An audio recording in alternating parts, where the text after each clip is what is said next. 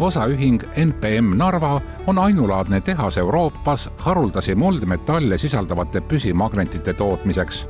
Täisvõimsuse saavutamisel piisab tehase toodangust 1,5 miljoni elektriauto tootmiseks.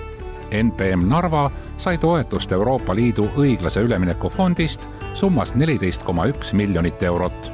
Projekti koguinvesteering on 75 miljonit eurot. 2 tegevusaasta jooksul lõi ettevõtte üle 120 uue töökoha ning jätkab stabiilset kasvu ja arengut. 2026. aasta lõpuks peaks töötajate arv ulatuma 220 inimeseni.